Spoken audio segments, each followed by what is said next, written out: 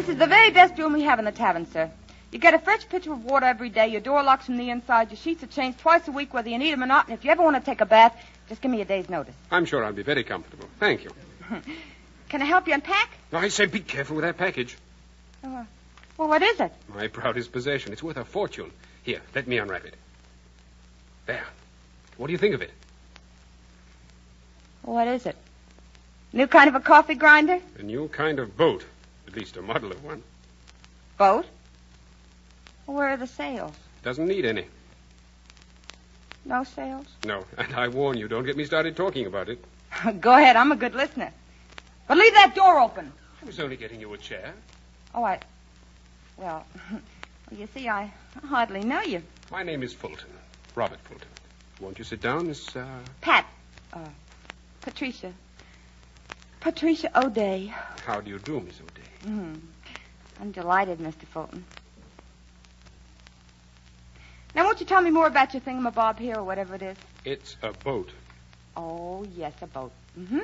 A boat without sails. I see how it works. You have these windmills here instead of sails, and when the wind blows, the mills go round and round. No? No, that isn't quite the idea. The wind has nothing whatever to do with it. Have you ever watched a tea kettle boil and seen the steam lift the lid? Oh, I know. It's a tea kettle. I'm sorry, but it's a boat. A steamboat. Oh. You see, first you build a fire under the boiler here. Fire? On the deck? Certainly. You can't have steam without a fire. Oh, you can't, huh? Of course not. Now, here's how it works. This piston is coupled to the crankshaft by this bell crank and that connecting rod. Yeah. Then this gearing connects the crankshaft with the paddle wheel shaft, which in turn controls the paddle wheels, which dip into the water and propel the boat forward. You understand, don't you? Sure. But what makes it go? The steam, of course. Oh. No sails, huh? No sails. Oh. Well, how long are you going to be stopping here, Mr. Fulton? Oh, until I get my boat built. All I need is someone to finance it. Oh. Just someone to... Well, if you'll excuse me, I got to get back to the grog room. Bye. That's in his belfry. But he's such a gentleman. And awful polite. There we have one of our pretty maids. And now the other, Brenda Joyce, playing the lovely young Harriet Livingston, whose uncle, the Chancellor, was one of the great financiers of the day. Harriet first met young Fulton at her uncle's front door, though that scarcely describes it. The fact is, they almost collided. Oh, I beg your pardon. I'm a clumsy idiot. Not at all. I assure you it was my fault entirely. Yes. He bowed and smiled. She nodded graciously. She wondered who he was. She wondered for an hour or more while he was closeted with the Chancellor. And then he finally came out again. She just happened to be coming downstairs. You're leaving? Oh, yes, I am. You don't look as though your visit has been very pleasant. Pleasant, madam, but not successful. Oh, I'm sorry. With all the trouble in Europe, everything is so unsettled these days. I'm sure the Chancellor would help you if he could. I'm afraid he hasn't had much return for the help he's already given me. Of course, I had hoped that these last experiments might... Oh, then you must be... Robert Fulton, at your service, madame. Oh, of course. Well, I'm Harriet Livingston. My uncle has spoken of you so often. Let me see. Isn't it about a boat or something? It's a boat and everything. Well, then if it means so much, I'm sure you'll find someone to help. I wish I were as certain as you. Is it so important? I think so. This boat of mine could do so much. It could bring nations closer together, change the world, even change history. If I could only make people understand, make them believe in me, make them believe in my work. Oh, you must. Must I? Well, yes, of course. I mean, it's such a glorious dream. Yes. That's all a man can hope for, I suppose. His dreams and someone to believe in them. There is our man and our two pretty maids. One from the waterfront and one from fashionable Bowling Green. And now, if you'll excuse me, this story belongs to them, and I think they should tell you the rest of it in their own way. You're Pat, aren't you? Sure. I guess you're that Miss Livingston he's always talking about. You like him, don't you? I I never dreamed that you were interested in Robert, too. Well, what's wrong with that? Just because I ain't a swell and don't live up on Bowling Green? Oh, it isn't that. I'm young enough and now I'm pretty, ain't I? Please, I think you're very pretty. I'm sure you must have many beaux, but... Well, why do you like him?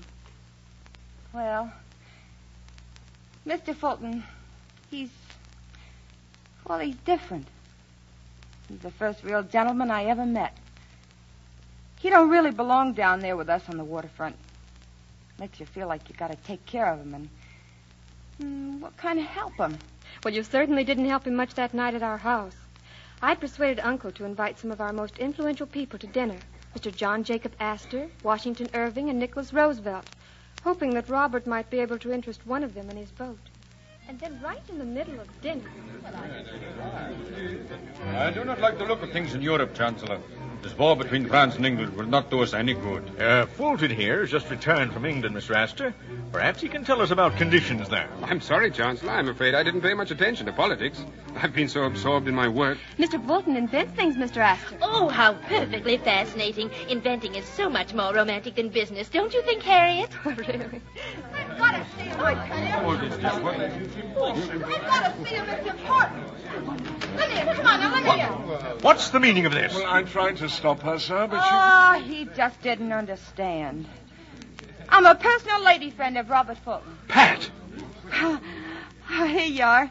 I brought your boat for you. You went off and forgot it. Pat, you shouldn't have come here. But I knew you'd need your boat. If I'd needed it, I'd have brought it myself. Oh, is that the boat you were telling me about, Mr. Fulton? The one you made for Napoleon? The diving boat? Diving boat? Lady, the idea of a boat is to stay on top of the water. You can get to the bottom without a boat. Please, Pat, would you mind leaving and take the boat with you? It's such a strange-looking affair, Mr. Fulton. Won't you tell us about it? Yeah, what's it for? Really, I... Go on, Robert. Tell them about your steamboat. How did you know, mister? Say, you must be the Chancellor. We're dependent on you. Well, I'm sure I'm honored, Miss... O'Day. Ladies and gentlemen, may I present Miss Patricia O'Day, my landlady. And I might add, my very good friend. Pleased to meet you. Pleased to meet you. Pleased to meet you, I'm sure. Excuse me for busting in here the way I did, but you see, I happened to be in Mr. Fulton's room. Pat! But I was only turning down the bed, and I seen the boat. Please, that'll be enough. Tell us about the steamboat, Mr. Fulton. As an owner of many sailing ships, I'm very interested. Oh, it's a great idea, mister. It'll run without sails, without oars, without wind, without anything. Except money, huh? Really, you must excuse me, Mr. Astor. I didn't come here to try and raise money. You didn't? You know, I believe I saw a contraption like that in Paris about 4 years ago. Oh, yes, I conducted some experiments in the Seine about that time. Oh, was that the same boat?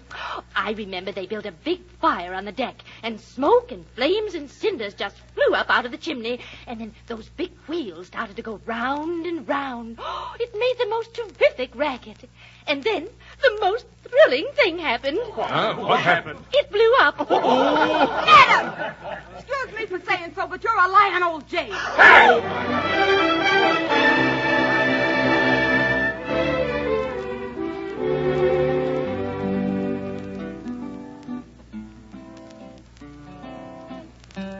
Hey, Duchess, stop strutting with that fan and sit down for a minute.